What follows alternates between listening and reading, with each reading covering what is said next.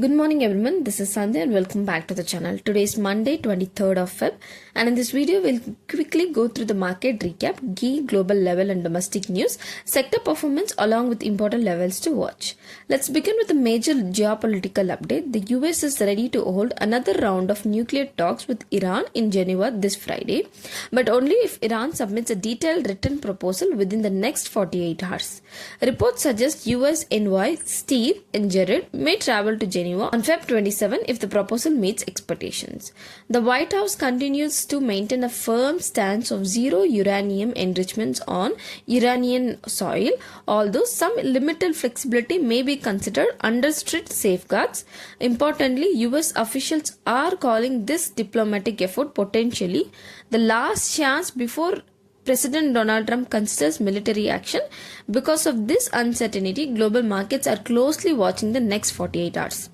Now moving to the trade developments, in another major move, President Trump has announced plans to raise the temporary global tariff to 15% from earlier 10%. This came just after the US Supreme Court limited real estate stocks. The relief may last long.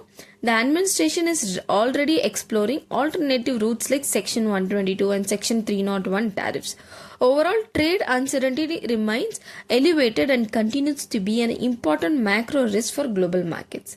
Because of these tariff developments, Indian export-oriented stocks have been sharp volatility over the past years. Sector with high US exposure, particularly textiles, marine products and gems, were hit the hardest earlier.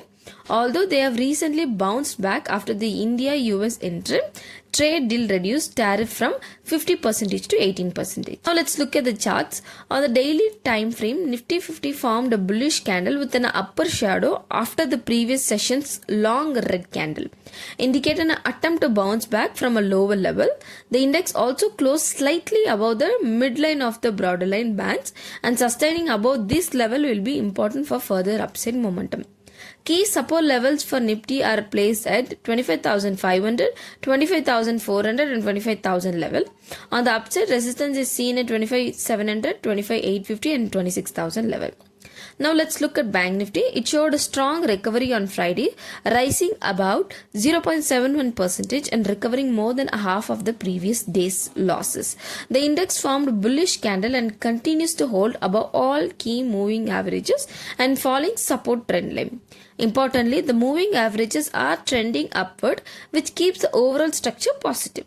For Bank Nifty, supports are placed at 61,000, 60,750, 60,500 and 60,000 level, while resistance are placed at 61,500, 61,700 and 62,000 level. Now coming back to the monthly options data, on the call side, the highest open interest is at 26,000 strike, which can act as a key resistance in the short term. This is followed by 25,800 and 25,700 strikes. Maximum call rating is visible at 25,650 strike, followed by 26,050 and 26,150 level. On the put side, the highest open interest is at 25,000 strike, making it an important support level. This is followed by 25,500 and 25,400 strikes. Maximum put rating is seen at 25,500 strike, followed by 25,600 and 25,550 level. Looking at the sector performance, IT and pharma stocks outperformed, supported by a stable global outlook and defensive buying. Banking and financial stocks witnessed some profit booking after the recent rally, which capped markets upside.